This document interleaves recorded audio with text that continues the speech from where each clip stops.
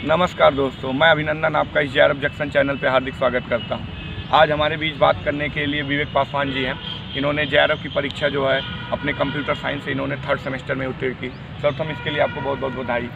धन्यवाद। आप इसके लिए बधाई के पात्र हैं। विवेक जी, आपकी क्या मतलब जो कंप्यूटर साइंस से बच्चे आना चाहते हैं उनके लिए आपने जैसे आप उनको क्या बताना चाहेंगे कि आपकी क्या रणनीतियाँ रहीं, तो उनको आप कैसे बताएंगे कि आपने कैसे इसको परीक्षा को उत्तीर्ण की, जो कि कंप्यूटर साइंस एक मतलब मैं जहाँ तक समझ पाता हूँ एक हार्ड सब्जेक्ट माना जाता है। तो जो कंप्यूटर साइंस है दोस्त, उसमें क्या होता है कि मतलब आपके लिए मतलब सबसे पहले तो कंप्यूटर साइंस वही लोग लेते हैं जिनका इंटरेस्ट होता है। जी। तो जब आपके साथ इंटरेस्ट के साथ डेडिकेशन आ जाता है किसी चीज़ को करने के लिए कि मुझे ये चीज़ करना है, वो चीज़ आपके लिए बेनिफिशियल होता है फ्यूचर में, तो मुझे लगता है आप वो चीज़ कर लेते हैं। तो कहीं ना कहीं मुझे लगता है सबसे पहले आपके अंदर डेडिकेशन होना चाहिए, पैसन होना चाहिए उस चीज़ को लेकर के। शौक मतलब मुझे वो करना है, क्योंकि आपको नीड है, आप सोच चुके होंगे कि मुझे क्यों JRF निकालना है, मुझे भविष्य में कहाँ जाना है, इसलिए आपको लगा होगा कि आप कुछ JRF की प्रिपरेशन करनी चाहिए। जब निकाल लेंगे तो चीज़ें निश्चित तौर पे आसान हो जाती हैं। तो पहली चीज़ तो पैसन होना चाहिए, डेडिकेशन होना चाहिए उस चीज़ को करने के लिए, फिर सारी चीज़ें अवेलेबल हैं, आप कर ले जाएंगे। तो इसमें जैसा कि मैं जहाँ तक जान रहा हूँ कि इसमें 2 पार्ट होते हैं JRF की परीक्षा के लिए, एक फर्स्ट पेपर, एक सेकंड पेपर।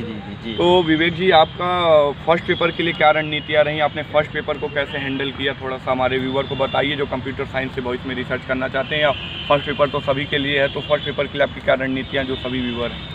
जो सबसे पहले तो जो JRF की परीक्षा होती है वो एक CSIR कराता है, एक UGC कराता है। तो जो हम लोग का कंप्यूटर साइंस सब्जेक्ट आता है UGC के अंदर आता है, UGC नेट JRF के अंदर, जिसका पेपर कोड 87 है।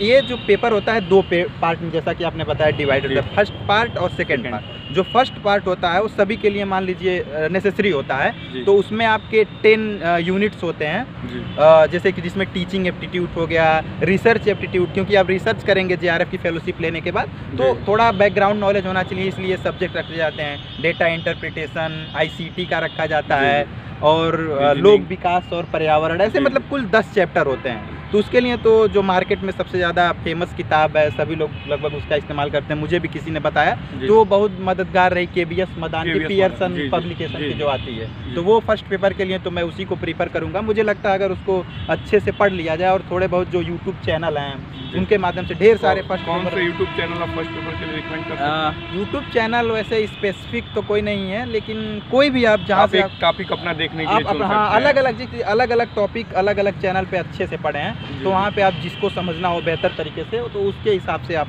कोई भी यूट्यूब चैनल यूज कर सकते हैं। और मेन चीज़ होता है आपका खुद किताब से जितना आपका लगाव रहेगा उतना बेहतर है। तो फर्स्ट पेपर से आपने कोई मतलब हूबहू कोई क्वेश्चन आते हैं कि NTA का अपना पैटर्न है कि वो जो आप KBS मदान बुक पढ़ेगा बच्चा, क्या उससे कुछ क्वेश्चन डायरेक्टली लड़ते हैं? निश्चित तौर पे मुझे लगता है जो 50 क्वेश्चन आते हैं उसमें से 15-20 क्वेश्चन तो डायरेक्ट लगभग लड़ जाते हैं। बाकी अपना एक मतलब कॉन्सेप्ट एक समझ विकसित हो जाती है उसको पढ़ने के साथ, कि आप कोई भी प्रश्न कर ले जाएंगे आसानी से। और आपका इसके लिए अपने यूट्यूब चैनल का कोई अगर नाम बताना चाहते हैं हमारे व्यूअर को?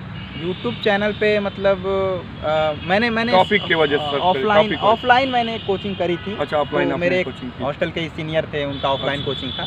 यूट्यूब पे भी उनका चैनल है, तो चाणक्य एकेडमी करके उसे आप ज्वाइन कर सकते हैं, वहाँ से देख सकते हैं। और आपका जो सेकंड अपने कंप्यूटर साइंस जो रहा, तो कंप्यूटर साइंस के लिए आपकी क्या रणनीति रही कि कंप्यूटर साइंस में आपने जो मार्क्स पाए उसकी क्या रणनीति रही?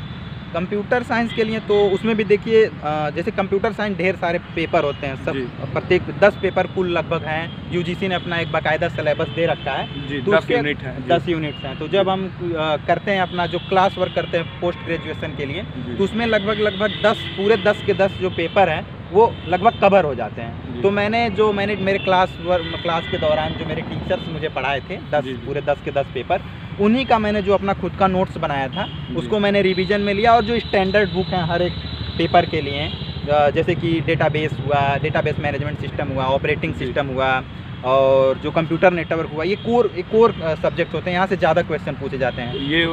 ये ऐसे पार्ट है जहाँ से क्वेश्चन ज़्यादा पूछे जाते हैं, पूछती है। तो आप कोई पुस्तकों का नाम आप बताना चाहेंगे कि जो पुस्तकें पढ़ के मदद मिल सके और जैसे देखिए कंप्यूटर नेटवर्क में जो कोर कॉन्सेप्ट्स हैं उसके लिए जो फ्रोजन की बुक है रिकमेंड की जाती है, तो आप कंप्यूटर नेटवर्क की वहाँ से पढ़ सकते हैं। ऑपरेटिंग सिस्टम का जो है मतलब जो हम लोगों का चलता रहता है, जो हमेशा क्लास में पढ़ाया जाता है, वहाँ से कोर जो क्वेश्चन है वो पूछे। मेन पॉइंट होता है आपकी अंडरस्टैंडिंग जो है वो इस पेपर पे पे पूरी एकदम से बाकायदा होनी चाहिए समझ, तो उसके बाद आप चीज़ें कर ले जाते हैं। कुछ पेपर हैं जो मैं बताना चाहूँगा जिस पे मुझे लगता है ज़्यादा ध्यान देने की जरूरत है कि जो 100 क्वेश्चंस आते हैं हमारे पेपर सेकंड से, उसमें जो कुछ ऐसे पेपर्स हैं जहाँ से ज़्यादा क्वेश्चन आते हैं। जैसे आप कंपाइलर डिजाइन हुआ, ठीक है, कंपाइलर डिजाइन हुआ, TOC, ये एक पैटर्न होता है। यहाँ से बहुत सारे क्वेश्चन इस बार जो मैंने परीक्षा इस बार भी दी थी, इस बार भी मेरा निकला है JRF के लिए, तो मैं दो बार तो दोनों बार मैं कंपेरिजन करके बता पा रहा हूँ कि मतलब आपको उन पेपर्स पे ज़्यादा ध्यान देने की ज़रूरत है जहाँ से ज़्यादा क्वेश्चन। ऑपरेटिंग सिस्टम में ट्रेंड चेंज हो गया है, जैसे पहले न्यूमेरिकल क्वेश्चन पूछे जाते थे, अब लगभग बदल चुका है, तो उन चीज़ों को पकड़ने की ज़रूरत है। ट्रेंड जो चेंज हो रहा है, प्रीवियस ईयर के क्वेश्चंस लगभग 5 से 6 साल, बहुत ज़्यादा नहीं, कुछ लोग 10 साल 15 साल, मैंने नहीं किया था, मैंने तो 3-4 साल का बस सॉल्व किया था, उतना बहुत होता है, उसके बाद आप कर ले जाते हैं। तो आपने कोई ऑनलाइन प्लेटफॉर्म की मदद अपने सब्जेक्ट के लिए ली थी? जी ऐसे तौर पे तो मैंने बस जैसे यूट्यूब हो गए या कोई ब्लॉग या ऐसे मतलब ऐसे मतलब मुझे मिले थे कुछ लोग ट्विटर पे, उस पर क्या नाम है, टेलीग्राम पे हमने एक चैनल जो हम सब्सक्राइब किया था, ज्वाइन किया था, वहाँ से लिंक मिलते रहते थे। और वैसे भी बहुत सारे लोग अनअकैडमी पे भी पढ़ा रहे हैं, और स्पेशली कुछ फ्री के भी, जैसे गेट स्मैशर्स करके है यूट्यूब चैनल पे, जहाँ से आपको आर्टिफिशियल इंटेलिजेंस वगैरह की एक समझ विकसित हो जाती है। कुछ क्वेश्चन न्यूमेरिकल बेस्ड जो आते हैं वो समझ में आ जाते हैं, तो वहाँ से आप पढ़ सकते हैं। निशा मित्तल मैम एक पढ़ाती हैं, वहाँ से भी आप कुछ हेल्प ले सकते हैं। और भी बहुत सारे अनअकैडमी पुस्तकें आप बताएं। पुस्तकें मैंने जो स्पेसिफिक हो, जो अच्छा आपने बता चुके हैं, किताबें मैंने। तो हमारे व्यूवर ये भी जानना चाहते हैं कि आपने कितने घंटे लगभग इसकी तैयारी की, कितने घंटे आप पढ़ते थे? आप 2 बार JRF की परीक्षा उत्तीर्ण कर चुके हैं जैसे विवेक जी, तो इसके लिए दोबारा फिर बधाई। लेकिन आप ये व्यूवर को बताइए कि आपने कितने घंटे पढ़ा, कि क्वालिटी मैटर करती है कि क्वांटिटी, कैसे आप बताएंगे इसका हमारे व्यूवर को? जैसे PG में पढ़ने के दौरान, क्योंकि कंप्यूटर साइंस एक प्रैक्टिकल सब्जेक्ट है, तो उसमें हम लोगों को क्लास जाना ही पड़ता है, आपको प्रैक्टिकल करना पड़ेगा प्रोजेक्ट, तो मुझे लगता है उसमें इंडक रहते हुए मैंने बहुत, आपके दिमाग में एक बना रहना चाहिए कि आप उस चीज़ के लिए लगे हैं। और मुझे लगता है 3 से 4 घंटे की अगर प्रतिदिन आप पढ़ाई करते हैं उस स्पेसिफिक वे में कि मुझे वो परीक्षा निकालनी है जो 1 साल में 2 बार होती है, तो लगभग 6 महीने का आपको समय मिलता है, तो मुझे लगता है 3 से 4 घंटे का अगर आप स्पेसिफिकली टाइम देंगे उस चीज़ को लेके, तो निश्चित तौर पर। विवेक जी ये बताइए, जब आपने रिजल्ट अपना देखा कि qualified for assistant professor and JRF, तो आपको कैसा लगा?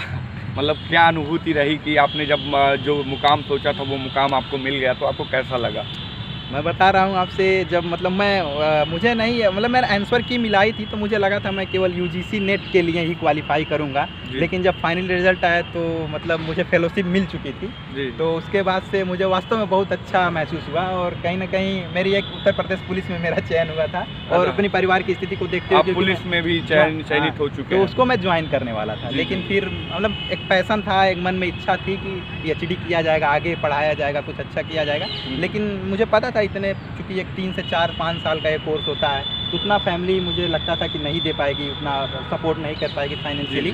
तो जब फेलोशिप के लिए मेरा हो गया, मैंने क्वालिफाई कर लिया, तो मुझे लगा एक सपना पूरा हुआ है कि हम लोग रिसर्च कर ले जाएंगे और कुछ अच्छा किया जाएगा, बेहतर किया जाएगा। विवेक जी ये बताइए, जो व्यूअर हैं जो कंप्यूटर साइंस से अपना भविष्य देख रहे हैं एज ए शोध छात्र, तो उनके लिए आप क्या कहना चाहेंगे कि वो भविष्य में जो इसके लिए इच्छुक हैं, उनके लिए आप 2 लाइनें उनके लिए आप बताइए कि क्या कहना चाहेंगे? निश्चित तौर पर एक मतलब एक बहुत अच्छी बात होती है कि अगर आप रिसर्च कर रहे हैं, कुछ नया देना चाहते हैं, तो एक उच्च शिक्षा की तरफ मुझे लगता है मतलब एक बड़ा पायदान होता है। तो मुझे लगता है जो लोग इसके लिए तैयारी कर रहे हैं, निश्चित तौर पे वो बधाई के पात्र, अगर वो ऐसा सोच पा रहे हैं। आप मेहनत कीजिए, कम से कम फेलोशिप तो ज़रूर हासिल कीजिए, क्योंकि जहाँ तक मैं महसूस करता हूँ, फेलोशिप प्राप्त करने के बाद आपका जो स्टैंडर्ड है वो कहीं ना कहीं थोड़ा बदल जाता है, इंक्रीज कर जाता है, तो निश्चित तौर पर काफ़ी अच्छा अनुभव, तो काफ़ी अच्छा अनुभव। तो विवेक जी आपके लिए 2 लाइनें हैं, आपने 2 बार JRF की परीक्षा उत्तीर्ण की, तो सर्वप्रथम आपके लिए 2 लाइनें पेश हैं जो ये आप पे सूट करती हैं लाइनें, कि कौन कहता है आसमान में सुराग नहीं हो सकता, एक पत्थर तो तबीयत से उछालो यारो। तो विवेक जी चैनल पे आने के लिए बहुत बहुत धन्यवाद।